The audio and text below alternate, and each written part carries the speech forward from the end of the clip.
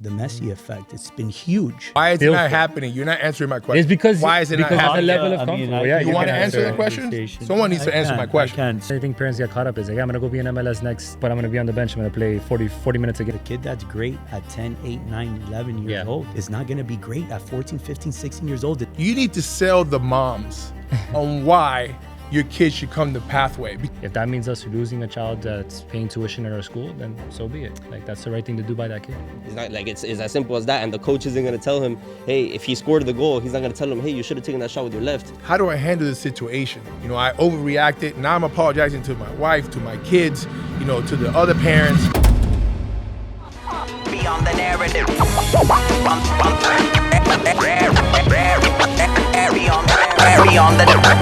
Beyond the narrative. Thank you for tuning in to the BTN podcast, where we are redefining the narrative. Make sure to like, share, and subscribe to our channel. Turn on notifications so you can stay up to date with all our latest episodes. Welcome to Beyond the Narrative. My name is Andy Hernandez, and today we're at Pathway Schools.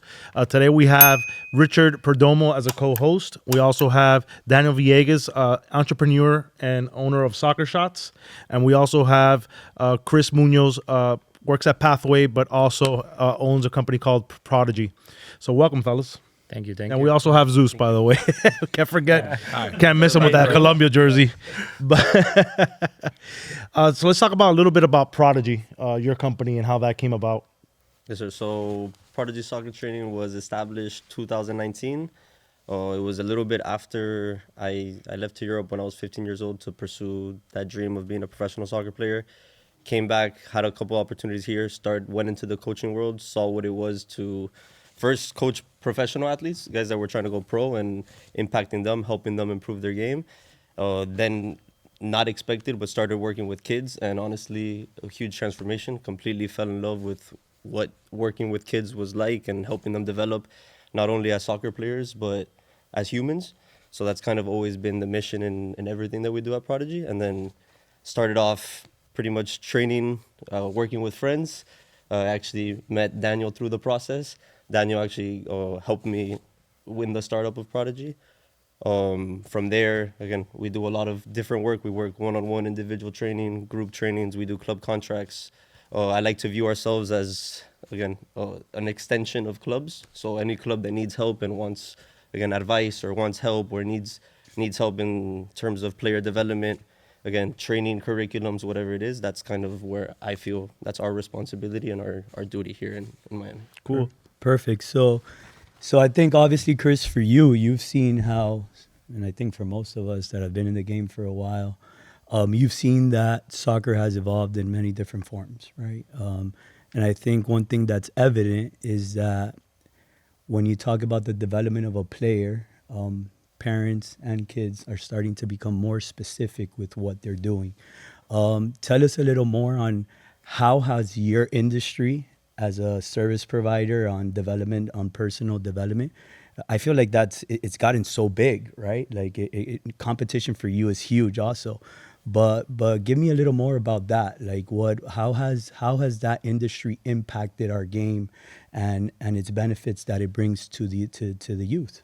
Yeah, so I think, again, to me, there was a gap. Like I personally, before I left to Europe, I did some personal training. And I feel like that's what sparked that idea because, again, it helped me out personally. Again, so much confidence, my skill. So that's kind of the idea. And, again, being able to give this back to the kids where it's not only, again, a technical or physical thing, but it's also the mind. It's giving the kids confidence. It's prepping them for their next step. And then, come 2019, it's funny to say, but I thought I was honestly one of the only people doing private trainings, group trainings. In today's world, like you mentioned, just like private training companies, there's a lot more clubs now, and I think that just has to do with where football is today in Miami. And I mean, I think for me, just seeing it, and you see it in a lot of sports, right? Players continue to evolve, and I'm just gonna reference because I love sports, but obviously I'm a soccer head, but I love other sports. You see in basketball, the center no longer is the big guy that just, is powering down. The center knows how to dribble. The center can shoot a three, right? In soccer, the center back is no longer the slowest player or the players that's least technical. Now those players are technical. Now you got your wing backs attacking through the left, through the right, and they're playing two-way soccer, right? So I think that has been a big component of what has changed in the U.S. You have players that are more technical, that are smarter, that are more agile. And I think a lot of it has to do with parents and kids at a very, very young age having the opportunity and these tools to be able to make these players better and not cut corners and fine-tune these things at such an early age that allows them to be able to be successful now, which in turn has changed, the way the national team plays here at the U.S. You see it, the progression it's made, and the amount of players that are going to Europe. I think a lot of it has to do with that. So yeah, I do agree with that a lot. It's changed our game, and it's helping out our youth system also. No, I think it's definitely changing. Like you mentioned, in today's world, the player has to be able to hit the ball with both feet, has to be able to dribble with both feet, has to be able to dribble with his head up. There's a lot of little things that might be passed on, but I think it's important, and that's where I think Prodigy really does play a part in it, because at the end of the day, we're not a club. So at some points, at no point do we ever have to sacrifice a player for him to get minutes or for him to win a game or for the team to do something. For us, it's all, again, it's about the individual. So in all our training sessions, it's about how can we make this player better overall, not necessarily just in one specific function of the game. So give us a little bit of the component. I think, so you said that there's two different, right? You have your individual, then you have your group sessions, and then you have club contact as well, right? Give us the components of what is it that your pillars of what you work on directly on these players and these group sessions and these club sections.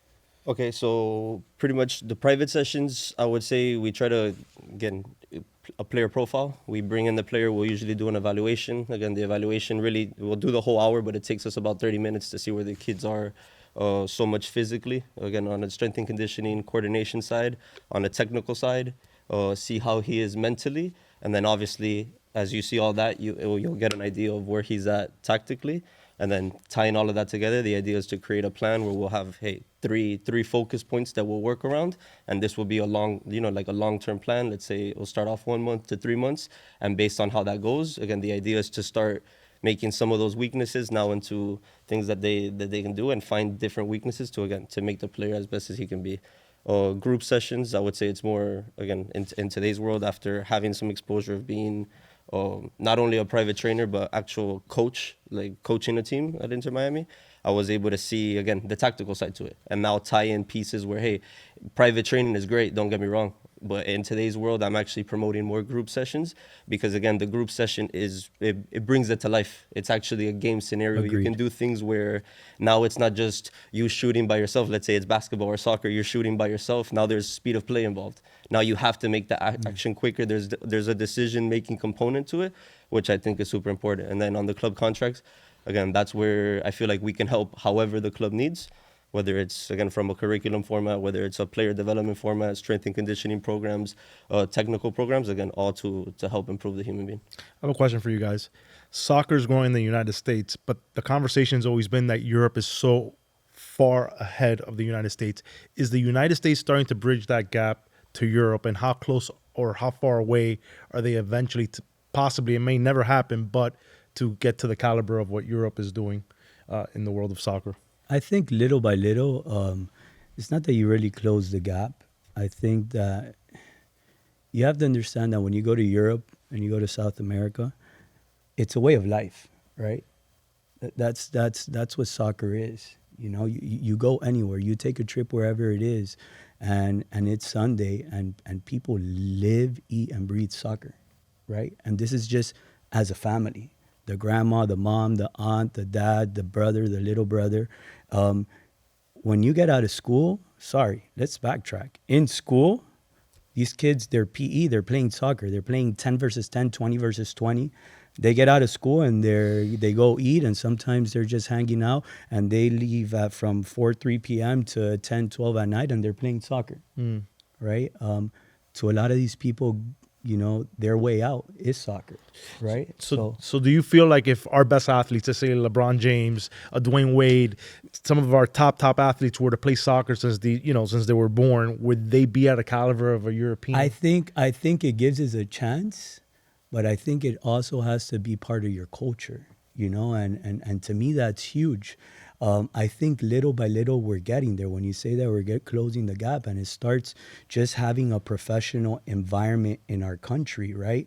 You're starting to see these MLS games with stadiums full, right? The Messi effect, it's been huge. And not only Messi, even when Beckham came here, little by little, you're bringing big time stars that are filling up the stadiums. You're bringing in these MLS clubs, creating academies. So now there's a pathway, right? These kids have something to look up to. How many more kids, it's funny because we're in the industry, how many more kids have registered to play soccer since 6, 7 years old? Before it was probably basketball, baseball, or football, because that's all we really had, right? Let's talk about South Florida, Miami Dolphins, Miami Heat. I mean, a lot of our generations in the past 10, 12 years, what were we looking at? LeBron, Dwayne Wade, the Dolphins. I mean, yeah, the Dolphins maybe. Not so much. But the Dolphins is a faithful fan base, right? So if you ask me, like, yeah, can you put your better athletes? That hurts, right? Your better athletes are playing other sports, Sure. But I think the culture plays a huge part of it, right? And I think that's something that the U.S. and South Florida is doing as well, where these kids are starting to feel what it is to live the soccer the same Well, way. things are definitely changing. I can see it because this guy over here is wearing a Columbia jersey, played Division I football at Florida State. I would have never thought his kids would be in soccer. I would have thought they would have been basketball players or football players. But no, they're soccer players. And we had Antro Roll on the other day. His son is playing soccer. Yeah. So you're starting to see, former athletes that played at a high level put their kids into soccer. And I think the Messi effect has a lot to do with that here locally. I can speak from experience. Both of my kids, 2018, 2015, we've been playing basketball, football, flag football, soccer, 4 sports, right? This entire time until Messi got here. Once Messi touched down, they both told me we only want to play soccer. They were crying to go into baseball practice. They'll do flag football because it's kind of fun for them, but they were done with baseball, right? They were done with basketball. They wanted to focus. They wanted to be good at soccer. So they asked me, we just want to focus on soccer. So I was actually looking forward to this show because I'm a parent, right? I got 2 kids and I'm an obsessed parent too. I'm not just a regular parent. I'm an obsessed. He knows. By the way, no one's more obsessed than the guy to my right. But I'm now looking. I now have a lot of questions, just like a lot of parents. For one of the questions, right? Yeah. For example, we're playing with the school team, and then we realized that our kids were excelling at the school league, but I felt like it was just getting too easy. So we joined a club. We joined Miami Rush. You know why? Because Miami Rush, joined the MLS next, and we heard so many good things. We came and tried out. We met Richard, and we fell in love with Richard and the club. Mm-hmm. But one of the things that we realized when we joined the club, that honestly, it was just not going to be enough. We also needed something extra, and that's where Prodigy has come in to now work on my son's left foot, for example, right? Neither one of my kids. I mean, I'm trying to find a place where I can buy left foots, but I can't. Left feet, I can't find them, right? So I need to now find someone like Prodigy to develop this left foot. Can you tell the parents, why is it also important to have this besides the club, to develop your game, to develop your technique, to develop your left foot, your right foot, whatever it is, your touches? Can you tell us about that? So I think it's extremely important, but it also has a lot to do with the family, what the goals of that child is. Because again, there's I've learned honestly through being at Prodigy, through being at Pathway Schools, through being at Inter Miami, it has a lot to do with the family and with the kid himself. Because if that kid wants to make it to the next level, wants to push himself that hard, then yes, I strongly do advise that these kids are having that extra training, that they're working, and that the parents are allowing them to do as much as they want to do. I've also seen on a flip side, which is like, hey, you do see a lot of parents that are trying to live through their kids, and I believe that's also a mistake. So it's really letting, I believe the child should be the driver of it, because at the end of the day, like I mentioned, at 15 years old, I decided to leave to Europe because that's what I wanted to do. I left my mom, my whole family behind, and that's because that's literally what I wanted to do, and I decided to, to take that upon it. And I feel like, again, if your son is asking you for something and they want it and they're showing passion behind it, I think, I don't see a negative towards it. What? Here's another technical question. At what age? Both of my kids are righties, right?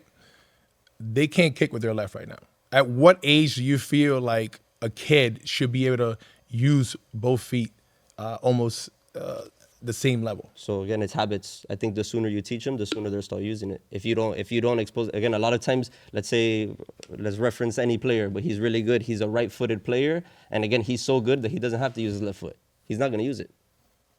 He's not, like, it's as simple as that. And the coach isn't going to tell him, hey, if he scored the goal, he's not going to tell him, hey, you should have taken that shot with your left. He hit it 3 fingers with his right foot, and he scored. Arjen Robben never used his right foot ever, and the guy was one of the best ever in the Netherlands. Yeah. So I mean, so you see cases of it, but at the same time, it's, again, I think it has a lot to do with the coach and, again, the development standpoint. It's not about winning; it's about development. Hey, this kid taking that shot with his right foot when he should have used his left, like, hey, it worked.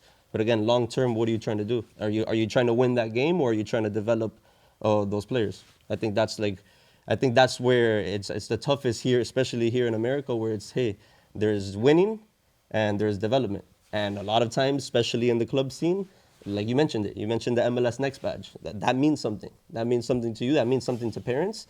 And that's where, again, everyone wants to be a part of that winning team. That's a good question. Back to you. Why do you think that MLS Next badge is so important? Well, listening to other parents, a lot of the good players, a lot of families that are dedicated to the game, because that's one thing that I struggle with at the rec. I was pushing so much that the other parents didn't want to get pushed that much. Right. So I felt like I was in the wrong bus.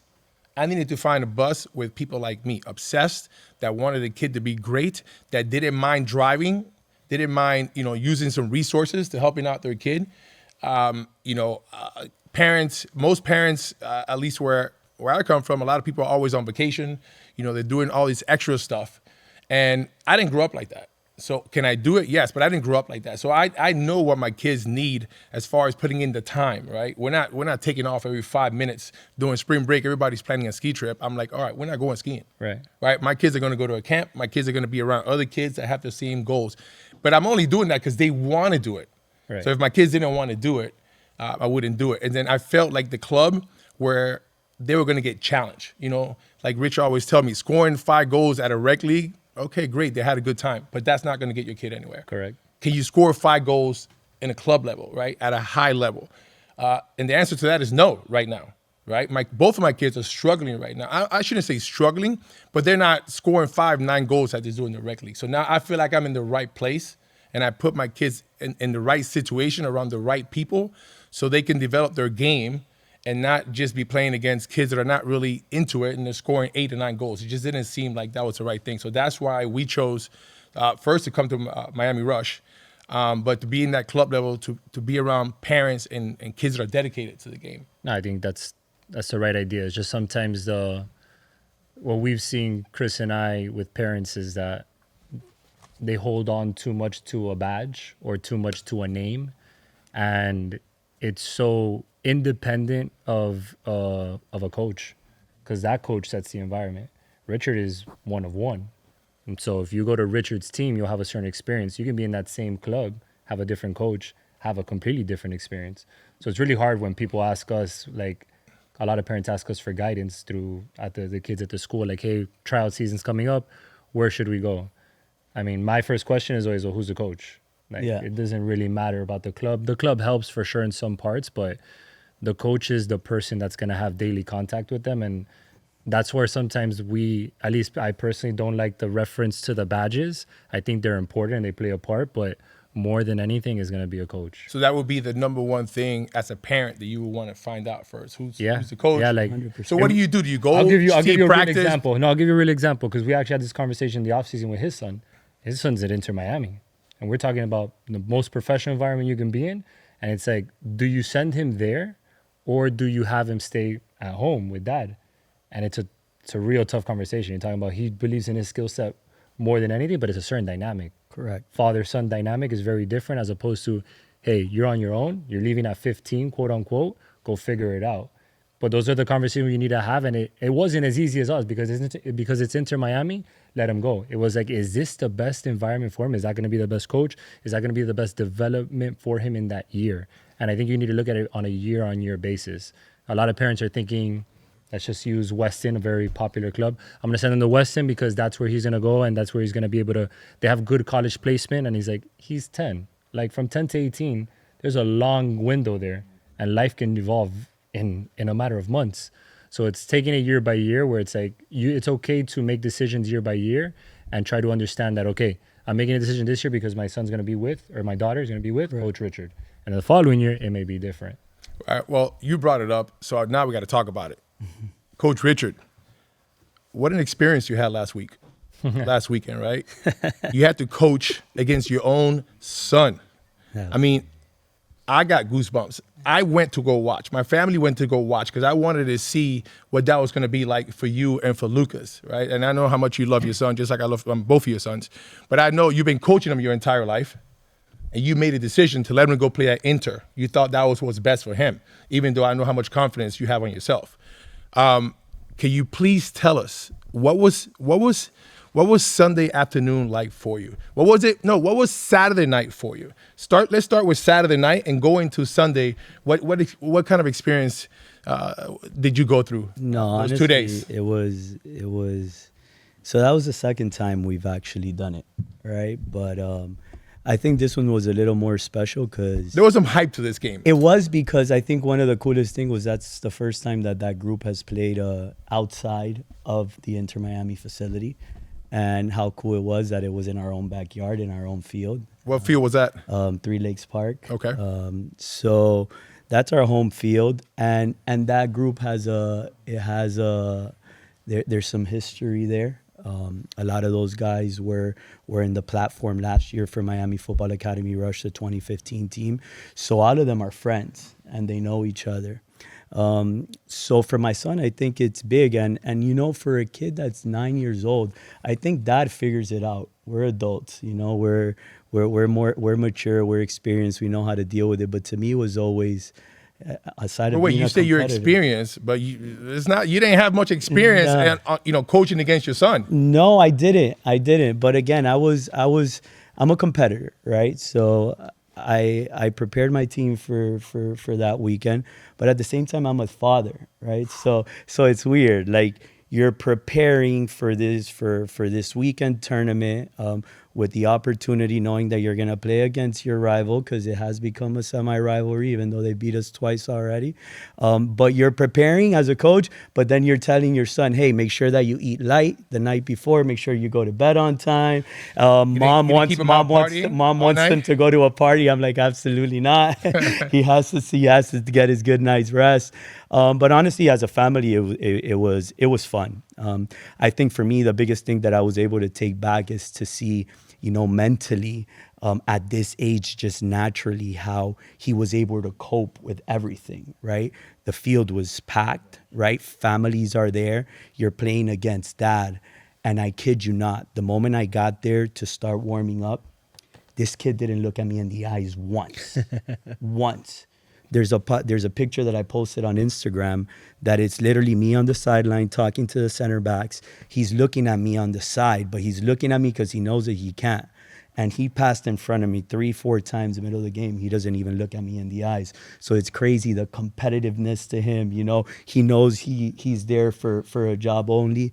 And I think what killed me the most, was watching him score a goal, which was weird, right? It's like, okay, at that moment, as a competitor, you get scored on, and your mind goes, We got So you didn't know if you scored should have on, get right? upset? Yeah, or but you then should celebrate? I'm a father, and that's I'm his number one fan. So I see the goal come in, and it's like, It was a all sick right, goal, brain. too. Do It was I a nice goal. do I saw it. I smile? Do I get mad? You know, like your mind starts going into a big. You didn't circle. slam your hat on the floor No, when I you didn't. scored? I'm You not played a cool? hat slammer. I'm not a hat slammer. But honestly, the celebration, actually the no celebration, to me was just. It brought goosebumps to me. Tell us about you know? that. Tell us about that. So it's what we're talking about, culture, right? In the United States, culture. I expect this from a kid in South America or Europe that lives watching the game, that knows that it's an unwritten rule, right? Out of respect. If you play against your old club that formed you, or that's what the club you call home, out of respect, and you don't celebrate that goal, right? And I never had this conversation with him. And he scores the goals. He's playing against his best friends, his old team in his own field against his father, and he doesn't celebrate the goal. Wow. He literally just scores the goal and he goes like this. And at that moment my eyes got watery, right? Because two things, right? One, it shows you the passion and the knowledge of the game that he has because he lives it, he watches it. But two is that the first thing that comes to my mind, guys, look, when you get into this game, whether it's any sport, but this game in particular, if you're in it because you want your son to just be a professional soccer player, you're in it for the wrong reasons, if you ask me, right? Because I think the human comes first. So to me, it's one of the most important part about the journey of developing a kid and putting your kids in sports is how can that kid learn through the game of soccer to become a better human, right? And that's kind of like what I focus in as a father, as a mentor, that I can say in the soccer aspect of even to the kids that I coach. But to see my son score an important goal that if anybody's seen my son play, you realize he has a most passionate celebration he's always inventing a celebration. He loves the game too much. But for him at that moment at the age of 9 to score a goal, which was a great goal, against his friends in a great moment, in a great atmosphere, in a semifinal environment, for him to just literally pick up his hands and not celebrate, to me, it's like I go bingo, goosebumps right down, and was like, you know what? He's a better human than he is a better soccer player, you know? And to me, then, I'm not doing a bad job. Well, I've always told you how I thought your son was special. And not just on the soccer field, but I see the way he treats his teammates. But I have two questions for you. First question, what was the conversation between you and your wife Saturday night? And what was the conversation between you and your son Sunday morning before the game? That's cool. Saturday morning, Friday night, I speak to my wife a lot. We do the whole pillow talk, right? She goes, "You're nervous?" I'm like, "No, I'm not nervous. Nervous for what?" She knows that I don't. She's like, "No." I'm like, "You're nervous for Lucas?" I'm like, "No, I think he's going to be fine." But he's like, "What's your ideal scenario?" She goes, "I wish that we win 3-2 and he scores 2 goals." So that was the ideal scenario. Next morning, I did the same ritual as I always do with him. You know, I have a nice conversation. I didn't drive with him to the car. And I kind of did that on purpose because I want him to disconnect, you know. But before that, I just tell him as always, I was like, "Papi, make sure that you're a leader on the field. You give your effort. You know that effort is non-negotiable in this family. And have fun and enjoy it." I was like, "But do remember," I was like, "you're playing in your home field. You're coming back home, you know, like, and do what you have to do to win that game. But just know that your friends are going to be ready for you." What was his response? What was he like? What was he like that morning? No, he smiles. Lucas is not a kid that gets too nervous when it comes to that. You know, I guess it's just the way he is, his energy, the energy he brings and all of that. Like he's always wired different. He's always thinking about different things and everything, and it allows him not to be nervous. But I do know that to him, the game was bigger than itself because, I love it because he's a competitor. He knew he was going to play against that day. He knew he was going to play against his old teammates at home, and he knew the magnitude of the game. So it was great to see him score a goal and do well. I'll tell you what, it was a great experience for us that was there watching. You know, we watched you, we watched him. the level of competition between the two of you was amazing.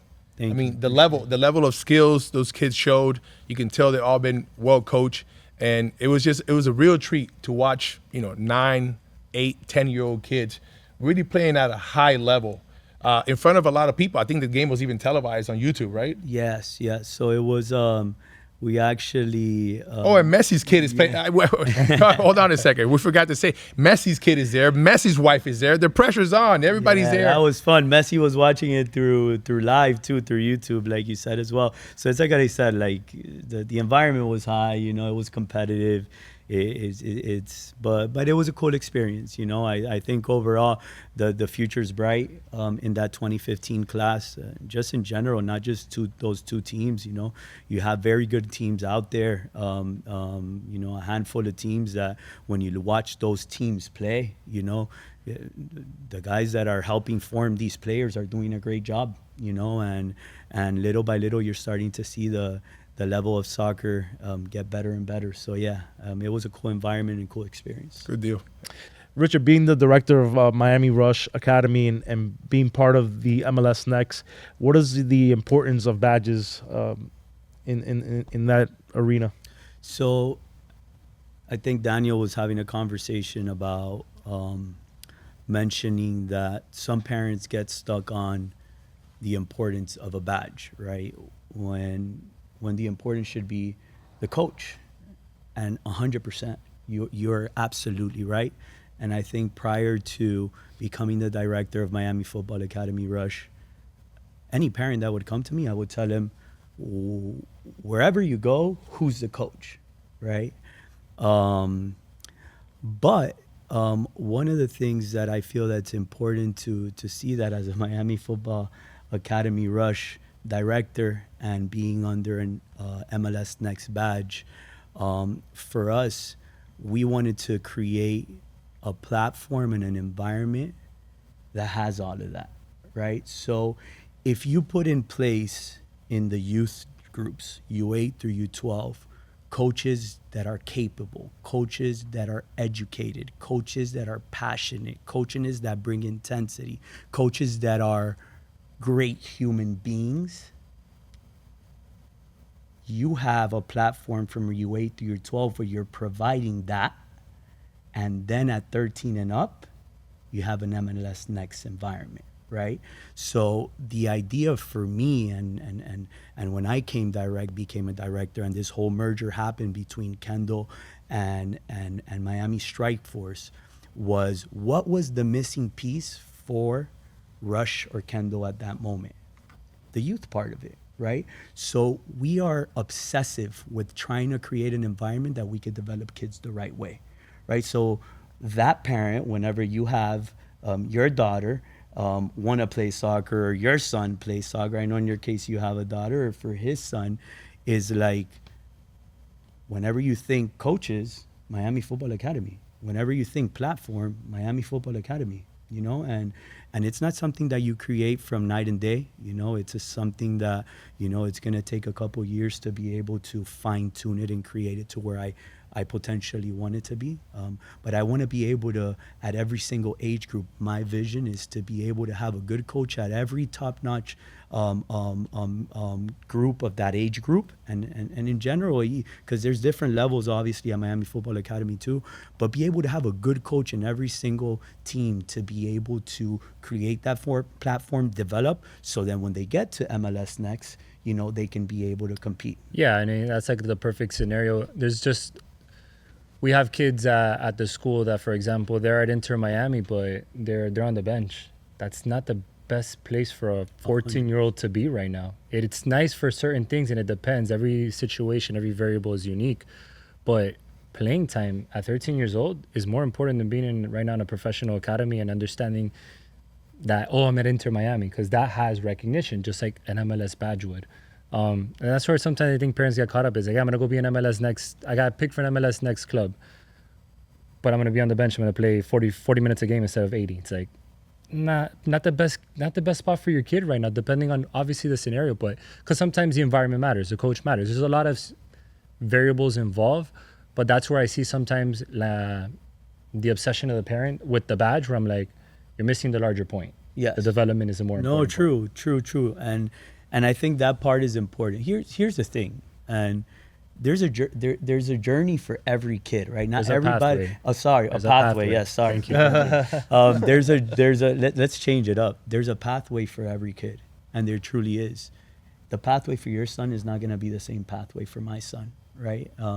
But I think that if you go to a place where development is a priority, then it doesn't have to be it doesn't have to be, I'm the director right now, it doesn't have to be here. You know, there is a different route for every kid to, because it's funny that as I go and I start thinking, I'm like, crap, I'll tell you this, there's kids that go through different seasons. I've had this conversation with many parents. The kid that's great at 10, 8, 9, 11 years old is not going to be great at 14, 15, 16 years old. It's not something I make up, or it's just facts. The data's there. I've seen it time and time again. I've seen players that were on national teams at 14, 15 years old, and they disappear at 18. So actually, I mean, we brought up the fact about, you know, the importance of the coach. I think also apart from the coach, there's also, you know, the establishments, the clubs, and the resources that they decide to use. This year, Prodigy Soccer Training was actually brought in as like a club consultant kind of area, you would say. And what that looks like is pretty much like we're able to help them out with their strength and conditioning, with their technical programs, and just help overall player development. And again, they have an extra set of like 20 eyes between all our Prodigy coaches that can also, you know, help out and in whatever area might be needed. And then on top of that, it's also, for most clubs, that's kind of looked at as a threat, unfortunately, because again, in the past, we're not a club, but we are club neutral. So meaning we do like to work with multiple clubs. But in this case, again, Miami Futbol Academy actually reaching out to us and saying, hey, you know, we want you guys in. A lot of it was thanks to Richard Perdomo, Javi Prenat, who actually, you know, were excited about having us join them. I think now they've also been able to see the benefits of having, you know, an extension of themselves that's there supporting them, again, following the same values and the same expectations that they have. One of the things you said earlier was, right now, you just said development is a priority. One of the things you said earlier is like, in club culture, winning is important. The business of winning in South Florida and youth soccer across the country this is a business. If you win, you have trophies, guess what? You're going to have more enrollment in your club. You're going to have more parents signing up, because to the point of the badge, the point of the trophy, parents get too fixated with that as opposed to development being the priority. And that's hard to oversee sometimes, because if you're losing games, you're like, damn. It's demoralizing. Yeah, It really is demoralizing. but it has to have a balance there. There's so a balance like, to it. So it's like, hey, if we're losing a game, we're losing because the other team is just faster, is just stronger. It's like, hey, there's some things there foundationally that are being done correct. Let the process play out. We're too impatient. We have kids that are 9 years old and we're desperate to put them in a professional academy and they got to go to Europe now. I think they're impatient. Hold on, it's a true story. The parents are the impatient. This is a It's true- not even the kids. But It's it's a true us. story. We're the one with the problem. Yo, it is. I have a true story. There was a parent that came to do a tour and they were like, we're thinking about moving to Italy. I don't even think the kid's 10 years old yet. I'm like, do you have a European passport? No. It's like, I'm not sure if that's the next right move to make yet. Like, I get it. I understand it. And every situation is different. Maybe financially or family-wise, their life, they can go ahead and do that. But if that is the key ingredient why we're moving, it's like, no, the kid's 10. Yeah. Like, not even 10 yet. That's the Instagram world we're living in, right? In society. It's just not applying to this sport. It applies to everything in life. They want the instant gratification. Right. They don't understand that there is a process, there is a journey in any aspect of life, you know, and anything that you do, there's different pathways and different ways of getting there. But people want the instant gratification right now of even keeping up with the Joneses on Instagram, like, it's part of it. So it's like, hey, my kid did this weekend. Here's the trophy. Here's the goal. Here's the, and it's you can see the competition aspect, almost like I feel like, I don't know this yet, but I feel like when your kids get older and they go to college, and be like, Zeus, my daughter's at Harvard. Yeah. Like, whereas you're like the status game, and you see that like almost at a 9-year-old level, 10-year-old level, 12-year-old, 13-year-old, and I'm like, this can't be healthy. Like, to a certain extent, the way parents are pushing that agenda. But then you see it from the other side, where it's like, oh, this is like a recruiting tool. Overtime, if you're in the basketball world, became massive because of it. So you can see both sides, but I think there's more unhealthy habits there than there are being done for the right reasons. I got one more question. I know I said that was my last one, but no. Richard, this is for you. You are very good at communicating with the parents, right? I think there's a huge problem that we have where there's no communication between parents and coaches. And I don't think people have realized how much coaching the parents need, right? Yeah. None of us have done this before. We're passionate. We think we got to do this. We think we have to push this and that. And then there's no one there to coach us. And I've had to call you at times a very good point. On the next day to see how do I handle the situation. You know, I overreacted. Now I'm apologizing to my wife, to my kids, you know, to the other parents, you know, and we have no one to talk to. We really have no one to talk to, no one to walk us through, like, how do you deal with that situation? You know, how do you deal with being on the sidelines? You know, how do you deal with talking to your kid afterwards? There's no one there to coach us. Do you think that falls on the club level coach, on the rec coach? Should you guys have some responsibilities to educate these parents, or do we need to just figure it out on our own? No, it's very hard. I mean, there's no perfect way to go about it, right? I think you've seen it. I try to be as accessible as possible because I am a father, right? I've walked through the game of soccer in every single level, and I know the importance of creating an environment that the parents are bought in and they're educated. It's important because I'm not going to communicate about life and habits and this and that to an 8, 9, 10, 11-year-old, right? So I try to make sure I create an environment, and it's an open door policy where, you know, you have my phone number as a director and let's talk, right?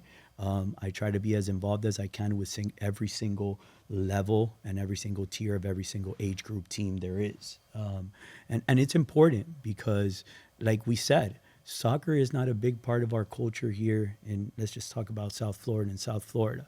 So a lot of these parents that are bringing their kids to play, some of them, it's probably first generation soccer, so they never really lived it, right? So I try to make sure that, and with my coaches, that we try to educate as parents as much as possible. But it's a double-edged sword.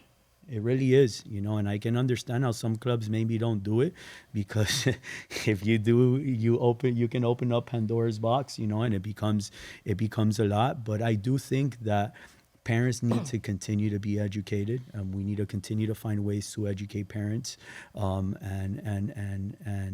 put them in an environment that they're consistently learning, because that's where they spend most of the time with the kids, spend most of the time with their parents, right? So if we're transmitting a culture and we're creating a culture and we're transmitting a message to the kids, but at home they're being told something different, when it comes to the game of soccer, it's a recipe for disaster, you know. And it's there you start going with the headbuttings. But yeah, that's the beautiful part of having a club and trying to create a culture. But that parent education piece is big, and I think that huge. it comes down to the individual so much.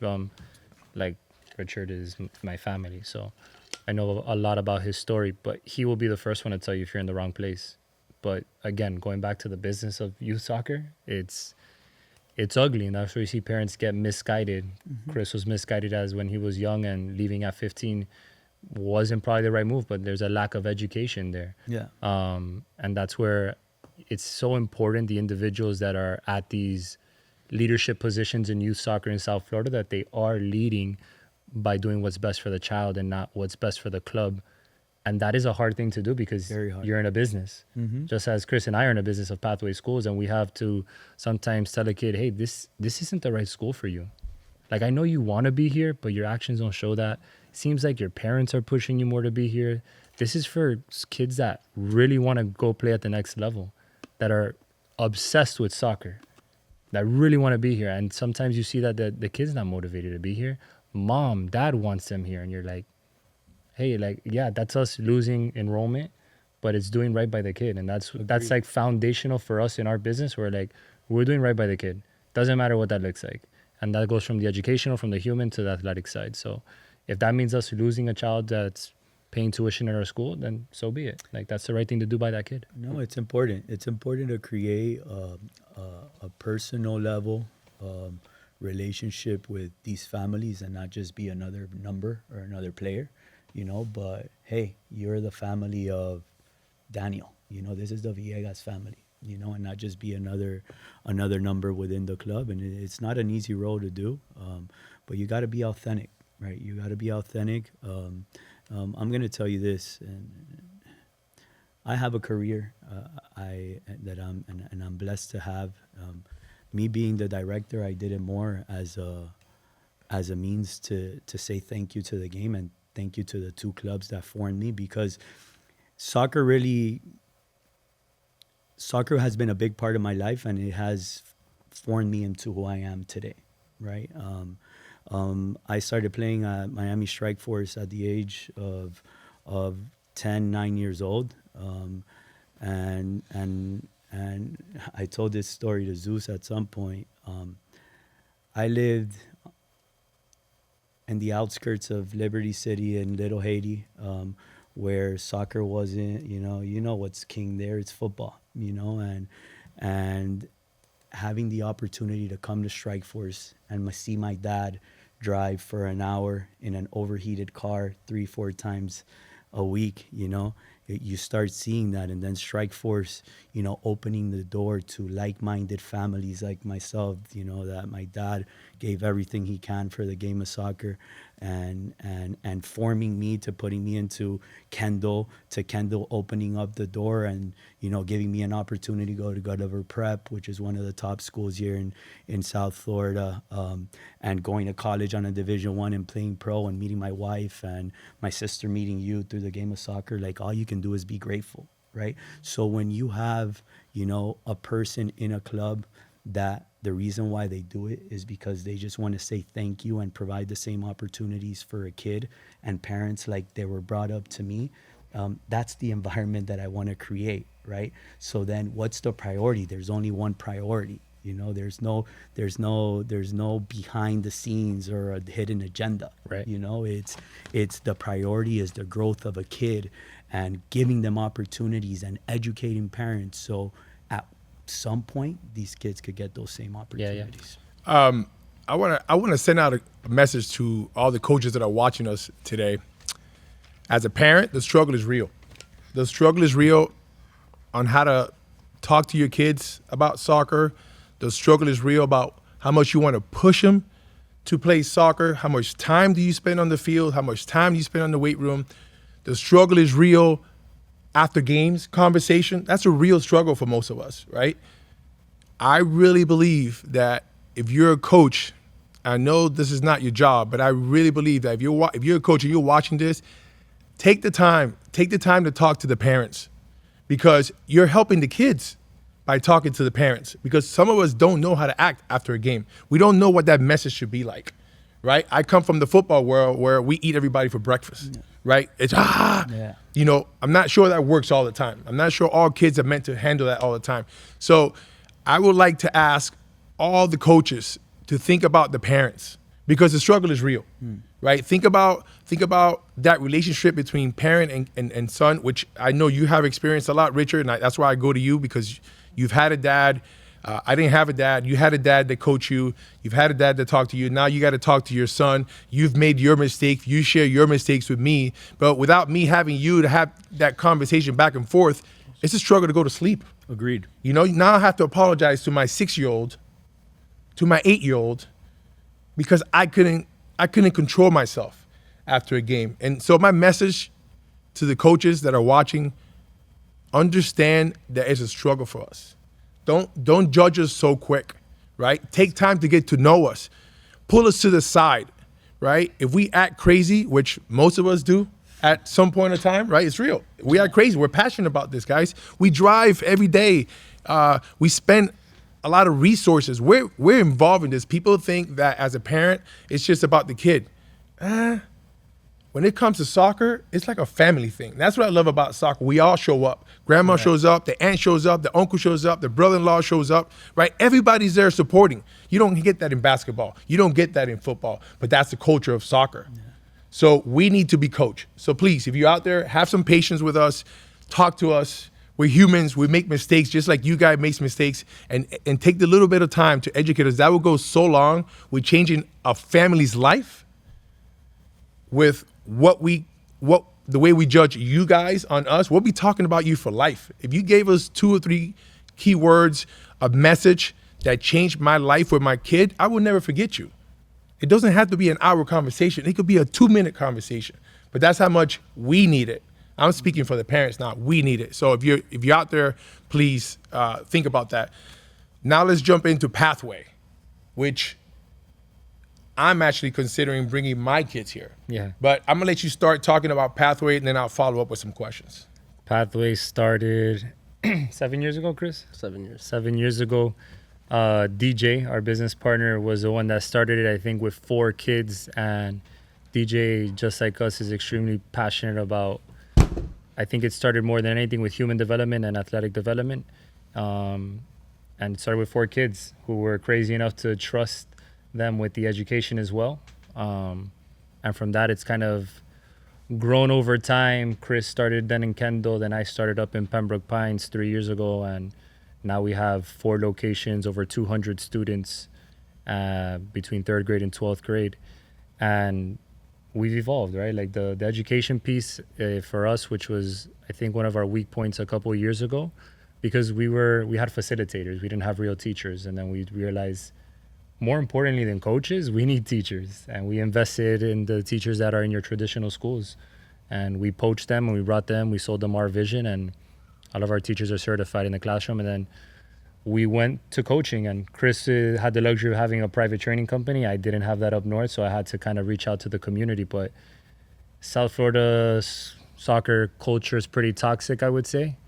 How about just South Florida, period? It's toxic. Yeah, just driving here. Yeah, right? yeah, just driving. Getting off on 88. But what do you call it? We were able to bring in coaches from different clubs, which was like, I remember Chris being like, dude, how's that going to work? And it was like, it's cool. Like we're club neutral. We don't have an incentive to push a player to a certain club. We're just going to do what's best for the individual. And then from a human component, that's where I think we're most passionate about, where we just want to raise good human beings. And we realize how you're talking about coaches educating parents. We realize that these kids spend more time with us than they do probably with their parents. So the weight of that is on our shoulders. Like, we weigh that every single day of, okay, is the kid coming dressed the correct way? Are they presenting themselves the correct way? Are they speaking the correct way? Is there eye contact? Is there handshakes? Are they interacting with each other the right way? Are we forming leaders? Are we forming habits that the sport gives us that are applicable to life? So there's so many things there where we use soccer as the vehicle, but in reality, we're creating human beings that are hopefully going to be well developed in life in general. And the biggest thing, or I think value that we have in comparison to other schools in relation to that is our ratios. There's just a personalization that comes into play, where, again, the business of even schools is one of the reasons we're so also like about this education side. So testing is a very popular thing, and charter schools are funded based on their test scores. So now you're my teacher, I'm your principal. I'm telling you, hey, I need your students to do well on this test. If they do well on this test, we're getting more money, you're getting a bonus. Where does your incentive lie? And then performing well on a test, not necessarily comprehension, not necessarily retention of information, or more importantly, we talk about player habits, we talk about academic habits. I care, like for me, I didn't go to college, but I was always curious about learning. And that curiosity for education, forget it, you can learn anything, especially in this day and age. And the kids know that. So there's also some elements of that where they're also realizing, okay, is this applicable to me? And you also have to struggle now with kids on that level. What do I got to learn history for? History repeats itself. Let's dive into it a little bit more. Let me give it to you from a different angle. Math, the statistics, let's involve soccer, let's apply with soccer. Haaland has how many goals average per game? Okay. Now you engage the child in a different manner. But we're able to do that because they're all like-minded. They all have the same excitement for soccer and passion. And so you have this incubator of kids that are all like-minded, all aspiring for the same thing. And that is why we have those conversations with parents where it's like, this might not be the best place for your child. And that's like a hard thing to say, but it's the reality, because that kid leaving for, let's say, our bottom line is a net negative.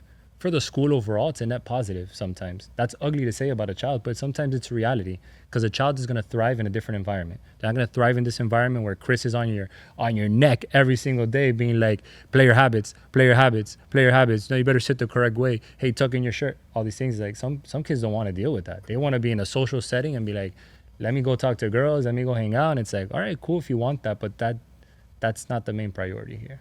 All right. So as a dad, right, I know the value that practicing soccer 10 hours extra a week, Yeah. which is, 40 hours a month, I know what that would do for my son. Right.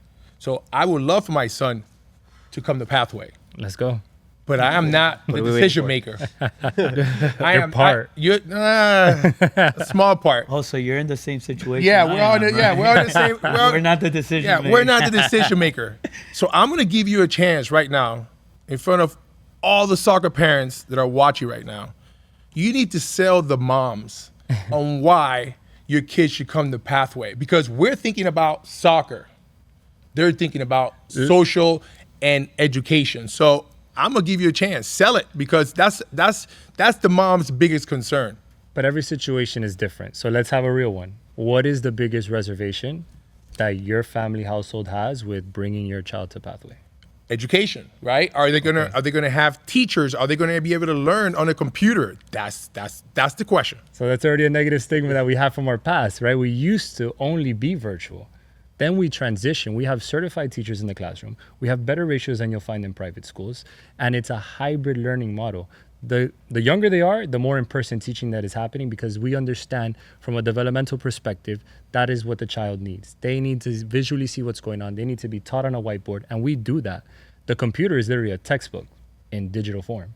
So that's all that it is. So, and then from an education perspective, this is my frustration, because we'll send our kids to Gulliver, to American Heritage, to Pinecrest, and you guys have no questions about education there, but you don't have no idea who the teacher is. You probably never asked a question about the curriculum, but because there's a history there, you just assume it's all fine.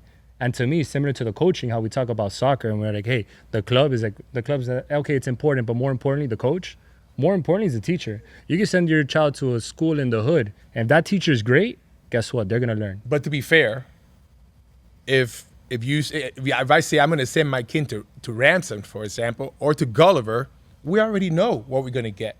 Do you? Hold on.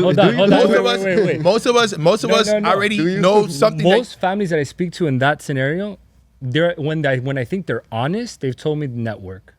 That is probably the number one reason they send their child to those schools. What about education? I mean, you go to Ramson, you can't just send, just like you can't send any kid to your school, you can't just send any kid to Ramson. They won't make it.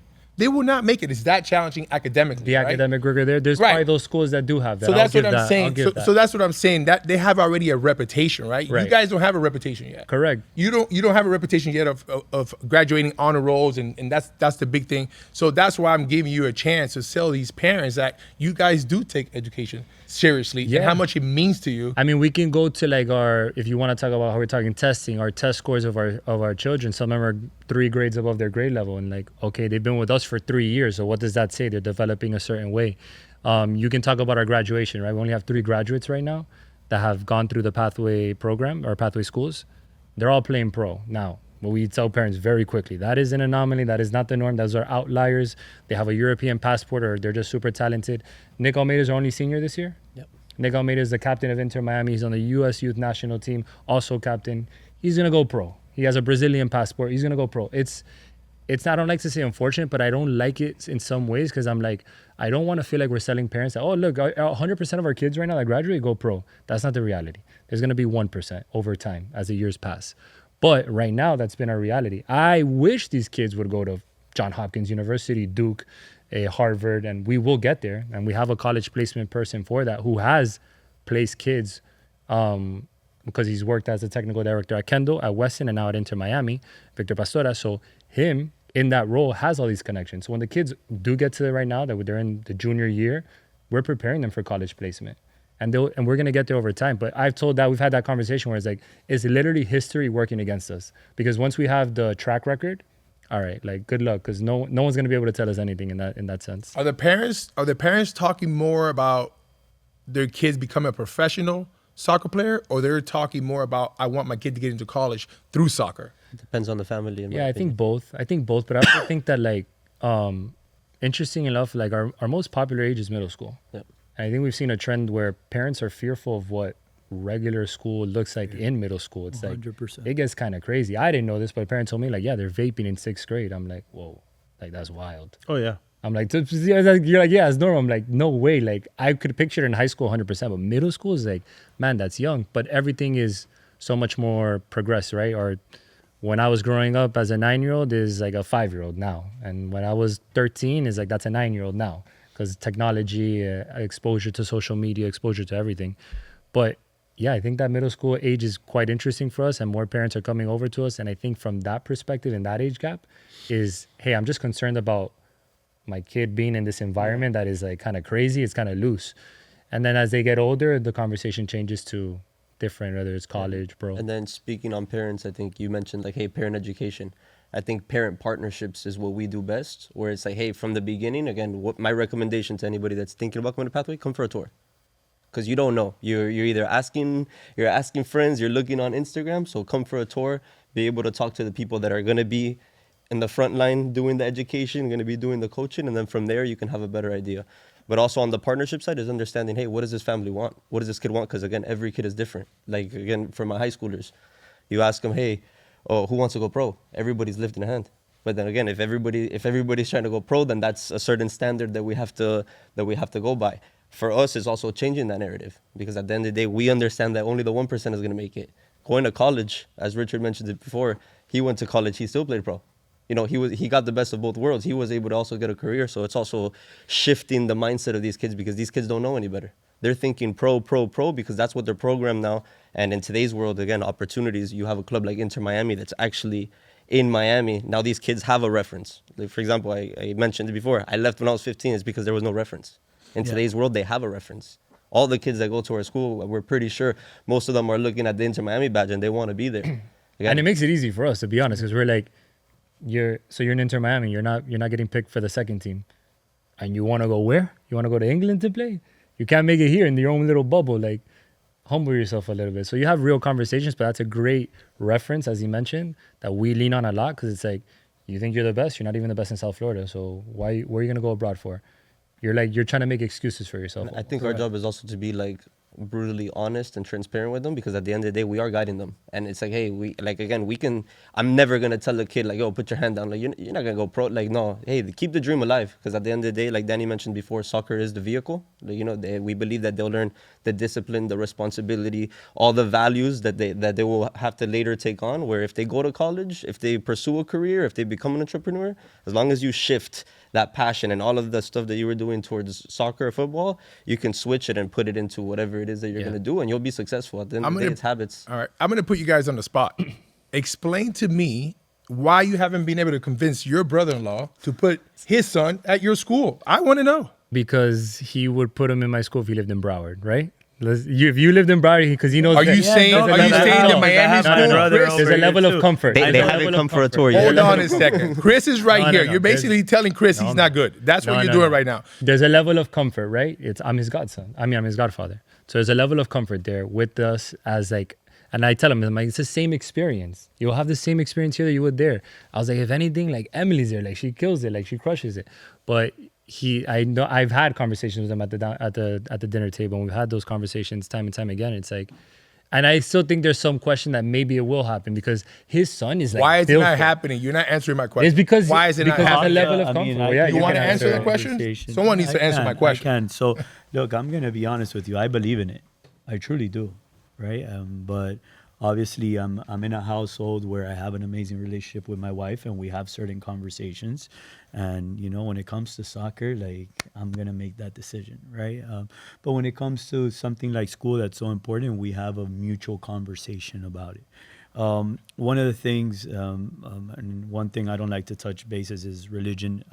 Obviously, like, I live in a Christian household, you know, and one of the things that we wanted to do is to have our kids in a Christian school, right? So my kid goes to Florida Christian, and it's something more where we want him to have that knowledge and create that platform and create the foundation of of Christian beliefs. So that's why we made the decision to go to Florida Christian. Now, one of the things that my wife talks about a lot, and I'm sure you have a rebuttal for it because you've had it before, is my wife goes, how about the social side of it, right? Like, what about the homecomings? What about the proms? What about, the Or 20% girls at all of Pines. that, right? So 20% so girls. these are things that she Not she in Miami. talks Though. about. That part is missing. We need more girls to sign up. So here. those are things. But Those I think those more are importantly than experiences. that, I would say, who are some of your best friends and where did you meet them? What did you do with them? Fair. And I might be wrong, but to me, it's all the guys I played soccer All with. the when guys. I was You're 9, not 10, 11 wrong. years old. You're not wrong. Keep going. No, but that's what I'm getting at. So when you talk about social, What when can you talk about tell? it, it's What can you values. tell Richard's wife right now to convince her to come to your school? They live Vanessa, down the pull street. up. No, I'm Come telling to a you, tour. It happens all the time. Okay, well, Look, we have this we wanna know. conversation all the time, and I'm like, all right, guys, she's over there. I'll go hang out over We here. haven't You been guys part of go- this conversation. We have not been Zeus, part of this there's conversation. I can tell you what it is. I also. want to know There's- what the there's a conversation fear. is There's like. there's a fear on the academic side as well for them because it's quote unquote not proven yet. We tell them time and time again, come. And there's also, I don't know, there's probably an element of like Lucas, bro, he's such a like advanced kid mentally. And he's a level of comfort with all of us that I know that they've also brought up as a reservation where they're like, dude, I don't know if he's going to take school seriously. Like he's going to be there like, I'm with my godfather, I'm with my tío, I'm with the tias. Like, so there's elements there where I think they're just like, they're like small reservations. And I don't know when they'll make the decision. Look, I'm gonna but- tell you this. One thing that we've together having a conversation we spoke about. That time's gonna come. As That well, I time's know gonna it. come from him. And when it comes from him, Yeah, that's true. That's when It's you gonna can't happen. deny That'll be it. different, At right? that That'll point, be you can't different. deny it's it. gonna happen. And at that level, I think we'll get the best of both worlds, where we created a beautiful foundation in our beliefs, right? But then he's gonna be a moment where if he's really built for this, and this is what he truly wants, which he shows now, he's gonna ask for it. He's gonna ask for it. And he says it here and there, but I think we're at an age right now where we help him make those decisions. But there's a point where he's gonna demand it, and I think he will. And when that time comes, then obviously we know where the place he would be at. Okay, now sell us on the soccer part. What can you guys provide my two kids with those 10 hours a week? What can I expect from that? It's just like, 'cause I can tell this to parents. I'm like, I can have the worst coaches in the world. How many extra hours is he gonna do a week? Well, 10. Exactly. He can hit the ball against the wall for 10 hours. He's gonna improve. He's gonna get better. Like that's just math. Like it honestly doesn't matter who the coach is at that point. Now, granted, we invest in the right coaches because we understand that coach-player dynamic relationship is crucial. It's important, and we need to teach the right habits and techniques. So, I mean, we have the best coaches in the area. Do you guys have a program? Do you And then, follow a that- specific so- program? Chris, you're the So- curriculum. Chris, Let's go. yeah, Run. tell me about the soccer program. So diving into it, I mean, weekly, like you mentioned, you will get better if you're doing 10 hours at whatever you're doing. I think like I'm a big fan of Kobe Bryant. Kobe Bryant is huge on that, on the work side of it. Again, now on top of that, I feel like we're very intentional with what we do. So every day has like a specific topic. They'll go over technical work. They'll do speed and agility. They'll work on strength and conditioning. They have video analysis. They have a sports psychologist that comes and talks to them once a week. Like honestly, soccer has 4 components: the technical component, the physical component, the mental component, and the tactical component. So our mission is to make sure that we tap each and every single one every week. And that's where we feel like, I'm going to be honest with you, there's professional clubs that don't do what we're doing. Like this stuff, like, and I tell the kids all the time, like you guys should be grateful. Like this is a blessing. Like this you only see in La Masia in Europe. They have another Clairefontaine Academy in France, which is really well like focused on this. But it's the same thing I tell the parents all the time. Again, it's a partnership. Hey, what we do so much academically, soccer-wise, human-wise, what we do is we give your kids the keys. They're now in charge of their development. If they like, at the end of the day, they're the drivers. And that's where I said, hey, parents sometimes are the ones driving. Parents shouldn't be driving. The kids should be driving. The kids should be making the decision. That's why what Richard just mentioned. At some point, Lucas is gonna end up telling them, Dad, I wanna go to Pathway. Like this is what I wanna do. And again, and it's because that's his passion. That's where he sees it. And there's like-minded kids. Again, on the social aspect, like I mentioned, we're a small family. Like you go to a Weston Cup, you go to the Legends tournament. We have 6, 7 kids from Pathway there watching their friend, supporting their friend, and I feel like that's the culture that we're trying to create because none of these things were available before. Again, Inter Miami wasn't around. You're gonna tell me that if I had a school like Pathway when I was 11, 12. Like, I don't know how I would have done it because I had a single mom that I don't know if financially, figure it but out. I would have done it. I would have found a way to do it. And again, and even on that point, when it comes to, if we're talking about financials, like we do get the support from Step Up where, hey, like we do have that financial support that if a family is, you know, struggling financially, they can get that support as well. And that's obviously a huge help for them. Now, do you have to be struggling financially to get the support from the state? Nope. Nope. What do you need? What does it take? Tell us how much it costs to go to a pathway school and what kind of help is the state providing for students? Okay, so as of right now, the tuition is between 13,000 and 15,000 a year, and Step Up will give you almost around like $8,000. So that would pretty much cut your tuition in half. If your son has an IEP or anything else, usually the amount goes up to like 10,000. So that gives you a little bit more. And then the rest of it is set up on a monthly payment. And like that side of it, one of the selling points, I hate selling. Hey, it's a business. You got to sell. One of the selling points we tell parents is how much do you spend in private training on a monthly basis? And so you're going to get more training. Give us those numbers. Break those numbers down. I mean, look, I can tell you. What do you from pay Prodigy, for? Break those- What does it's private like training? $400 for a 8-session package. So it's like, hey, when you do that math, again, that's where I might be shooting myself in the foot here, but like I do promote pathway, because if what you want is to go pro and put your kid in an environment where, hey, he's gonna have a shot at it. It's not 1 hour, 2 hours with Prodigy is not gonna be enough. Your kid's got to be in it. Like, you got to be invested into what you're doing. You got to live it. You got to breathe it. You got to take it to that extreme. Now on this end, it's like, hey, I do recommend a lot of players to go to pathway, but like you said, it's still. But we're from a still- cost perspective, Give me the break those numbers down for me if you can. How much would I be saving having my kid at pathway, or I could be doing all that private Look, I training? just told you an 8-session package. That's twice a week. That's $400. Yeah. Again, that's you're going to you're paying get how much you're paying 2, how 4, much 6, at pathway to. 5, 10, 15, Like almost 20. 5 You're going to get years. 2.5x more sessions. Actually, even more, because we do an hour 45 of sessions, and that's only an hour. So the value is, I don't know, man, it's in the thousands. You're going to get thousands of dollars back on your money by doing pathway. But not only that, you're also getting the education component. You're getting sports psychology. I can't even put a numerical value on it. It'll probably go into the tens of thousands, to be quite honest. Yeah. Because of the investment that we make, and we were able to make that investment because of the volume of kids that we've been able to get.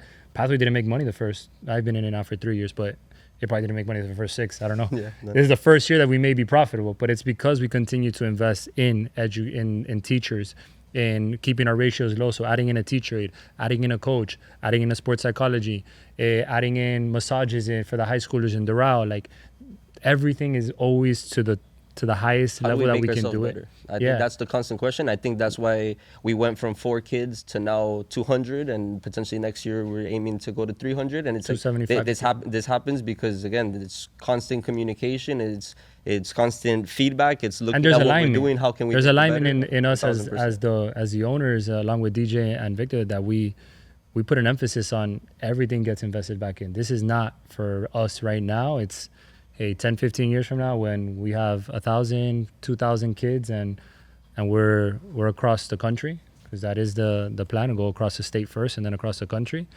And we're impacting kids, and now U.S. soccer is knocking on your door, being like, hey, what's going on at Pathway? Like, we keep seeing kids that are in U.S. youth soccer programs now, or in youth national teams they that go are to a part of school. Pathway. There's a correlation there. What's going on here? And like, that vision for us is super clear, and it's going to happen. And next year we will be at 275 to 300. All right, this will be our last question. I want to give each one of you guys a chance to answer this question. In your opinion, what has Messi meant for U.S. soccer? What has he brought to the U.S. that you, in your opinion, that's going to help the U.S. evolve in soccer? I mean, so I was blessed enough to coach his son last year. I got to meet him personally. The Messi effect is real. Like, honestly, if there's one thing that I would say, like, before even talking about the Messi effect and what he's doing for Miami, is just honestly how he is as a person. Like, I looked up to him my whole life as, Messi, the GOAT, watching him score hat tricks, watching him do a whole bunch of crazy stuff on TV, meeting him in person, like, again, the person he is with his family, with his kids, the way he treats the sport, the support that he gives his family, like, honestly, it was very rewarding. And then now on the soccer side, like, yeah, you're talking about the best player in the world to ever step on a field. He's here. He's literally, I mean, to me, honestly, even the whole year that I coached him, it was like unreal to me. I would say hi to him every single day, and I still like I couldn't really capture the moment. I was like, oh shit, this is really him. Like sometimes I watch highlights and I'm like, oh shit, like yo, it's hard to comprehend. It's hard to comprehend. And again, yeah, what is he bringing to Miami? Like he's bringing like football. Like it's actually like, hey, like what Richard touched on before. Like there's almost like a lack of culture. That's what's coming in now. Like now kids, like you mentioned, your kid was playing 5 different sports. Now he only wants to play soccer. That's part of the Messi effect. And the craziest part is that I think it's just getting started. You know, he just landed. World Cup is in 2 years. Copa America right after. Like football is gonna be growing here in Miami. What about you, Richard? I mean, I think very similar. What's your experience? I know you know him now on a personal level. Tell me what that experience is like. I think it's been phenomenal. Last year, I had the opportunity to coach both of his youngest, and it was an amazing experience as a whole. You know, to be able to get to know him and his family and how personal they are and how humble they are and how they make you feel like you're more important than them. Like it just tells you a lot of who he is as a person. You know, I've always said that a player could be an amazing athlete, but to me, what fills me is how's that person as a human being, and he's just elite. He's special when it comes to that, and I think a lot of people are like, why the following? Why this is because he's a special player, but he's also a special human being, you know. And I think I've been able to learn a lot of things from him, and one other thing, and that's affected me the most is being a parent. You know, Messi's a type of human being that if you really realize, you know, he doesn't show too much emotions watching his kids play. Think about that, right? We need to learn. We need to learn from Messi. Hold on. Just 1000%. put it in perspective, right? You have one of the greatest athletes, but let's stay in soccer, right? So I don't want to start fighting with the Michael Jordans and all that. Let's not do that, right? You have the greatest soccer player of all time goes to a soccer game and says 0 to his kids. And go watch them play. They know how to play. But it's just impressive. And then you go to the sideline. I do this a lot as a director. I go sit down on a Saturday, Sunday. I go grab coffee at Sergio's. I go sit down and I watch, and I'm just looking at the parents, and you have 50 coaches on the sideline.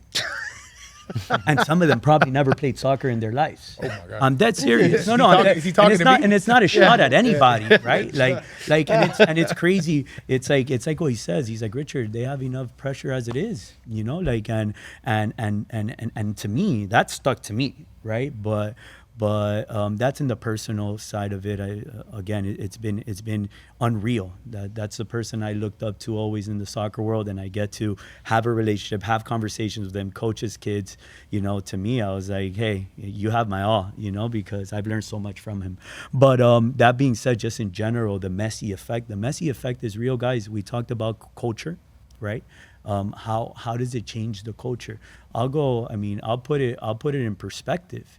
When you would go around anywhere, you go to the mall, you go to the movie theaters, you would see LeBron James jersey, Dwayne Wade jerseys, whatever, you know, Kobe Bryant jerseys, Deion Sanders jerseys. I'm trying to think, Odell Beckham jerseys, right? In our go walk around right now and see how many Messi jerseys. Well, you're absolutely right. So my daughter, it was Spirit Week this week, and it was Jersey Day on Tuesday.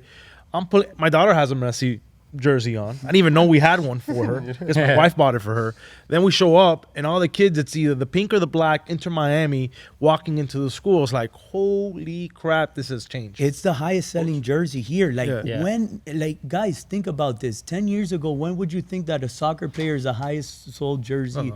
It tells you the effect. The effect is there. You would go watch MLS games before. Go to an away game.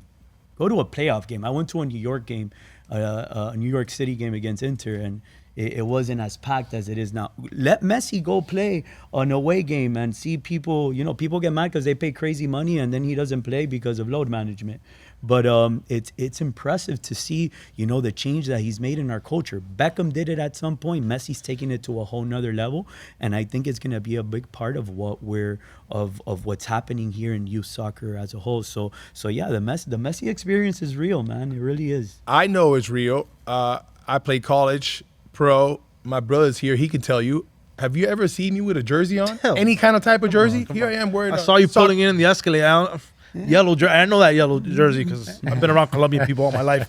I'm like, oh no, this guy's coming. Oh wow. So this is the Messi effect. Yeah, yeah. This The is wife. the wife effect. This is the There's wife an and the Esau Messi effect, is what it is. So I'm gonna tell you guys a real cool story. So Jose Mas, one of the owners of Inter, of course, I play basketball with him all the time. We're great friends, and I asked him. I said, "What's been the thing that's impressed you the most about Messi?" And it took him a split second to say, "The love he has for kids." He didn't say anything about soccer. He didn't say anything about anything else. He just said the love he had for kids, and that was amazing to me. Well, He's not lying. He's not lying. Look, how many times you could go. I mean, we've been blessed to see him in that atmosphere. Tell me one time Messi has said no to signing an autograph. and I was going to say that every video I've seen, he takes every kid, signs it. Even the kids that go on the field, he hugs them. Yeah. Doesn't push them away. I've overheard him before, like when there's kids, like when they do games and there's kids trying to run across, and he's kind of saying like, oh, it's not that big of a deal, like I don't mind it, and the securities are like on top of it, and he's kind of like, he feels uncomfortable because he's like, hey, like again, I don't really mind taking 2 minutes to make all of these kids' days, and that's where again you look at the human side and you're like, damn, like Nah, he's a real honestly, one. kids And- look up to him because he is the role model in my opinion. My biggest, I mean, I have a bunch of things. I mean, a lot of it, you know, I respect the Messi family. So a lot of the memories that I have, I kind of keep to myself just because I hold them dearly. But I do have a bunch of anecdotes. And one of them that I saw that to me was like, that's when I realized that this was at the beginning, I think week 2 of academy training. Messi comes in and there's probably like 20, 25 kids, maybe more. He goes out of his way and he shakes the hand of every single 9, 12-year-old there is. Wow. And that moment I was like, this guy's just, Yeah. this guy's just what? He's special. Yeah, he's Yeah. special. He's special. He's special. You know, like, Danny, what are the Messi effect? Yeah, I mean, same as theirs. I only got to meet him once, but he actually The came to. brother-in-law hasn't hooked up anything. No, Oh, no, what it's kind of brother-in-law you don't is that, ask for man? those favors. You know, you don't. No, because you don't. Those are you don't put people in. I think that's like an uncomfortable ask. There's no need to do that. But he actually came to our school because Inter Miami rented out our facility up at Pines, and he was there. I got to meet him, shake his hand. There's an aura for sure. But I mean, Messi, for me personally, when I turned pro, my first number was number 30 because that's what he wore when he first was at Barcelona. And then the next jersey that I got, my second team that I signed the second contract with was number 19 because that's what Messi wore in the World Cup when he comes in against Russia, I think, and he scores. And it was like you're talking about, I don't know, 10, 12 years ago, and you remember like picking those numbers, and it's a relation to Messi, and he's everything for the soccer world. And to have it now here at home is just, yeah, it's kind of wild, and he's still performing, which is another thing that's also still wild. The other day came in 3 goals in like 15 minutes.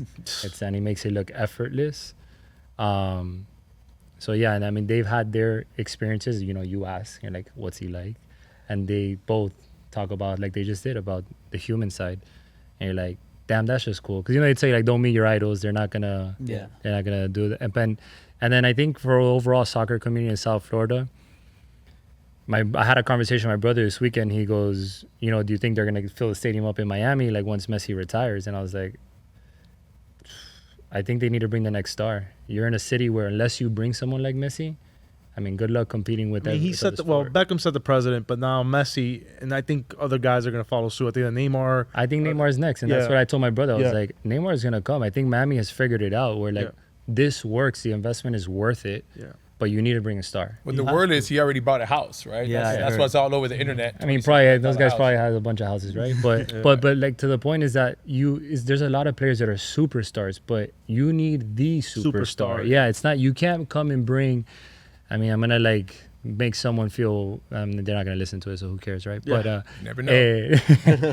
let's say even someone like Pedri right now, who's a baller, young, incredible player at Barcelona, Lewandowski, Rafinha. You bring any of those guys, they're not gonna have that. They don't effect. have that name. They there. need, and they're super talented. Yeah, yeah. But there's more than just talent. It's about Yeah. who they are culturally, Correct. how famous they are. Well, I like, think the it's Latin reality. American component is huge, right? Yeah, like a it is. Neymar, It is. Messi. That the people here have a connection. I did look. You bring Mbappe, believe me, though, those stadiums will be filled as well. And You, he's you think European. as much as a Messi? Yeah, because he's a superstar. Right, He's a right. global superstar. Maybe. That is like what the tier is. Yeah.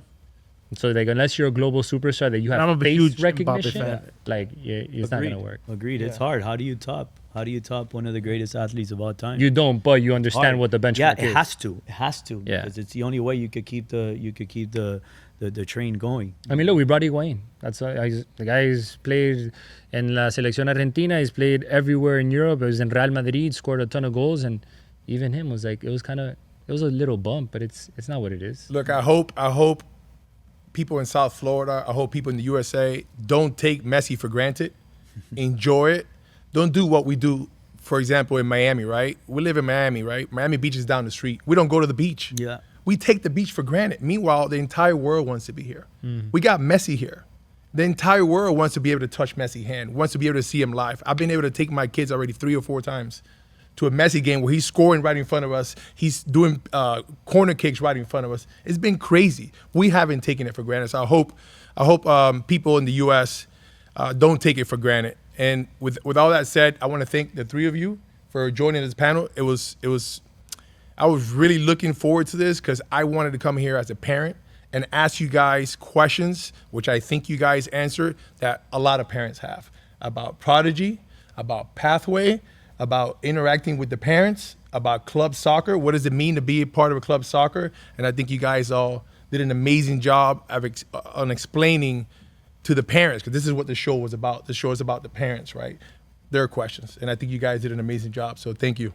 We appreciate you guys for Thank you doing having it. us. Before we close out, just one last thing. You guys said sports psychologist, right? You guys, if you throw that in for Zeus, I'm sure his household will close.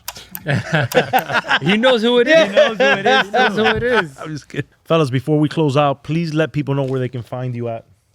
So on social media, you can find us at Prodigy Soccer Training. And then on the website would be prodigysoccertraining.com. And for us is Miami Futbol Academy Rush, Instagram, so at Miami Futbol Academy Rush, or MiamiFutbolAcademyRush.com. You gonna go, Zeus? We have pathwayschools.us as our website, and then our 4 locations on Instagram: Pathway Miami, Pathway Doral, Pathway Pines, Pathway Coconut Creek. So if you search those, you'll be able to find us and learn more about our schools. Excellent. Thank you, guys. Beyond the narrative.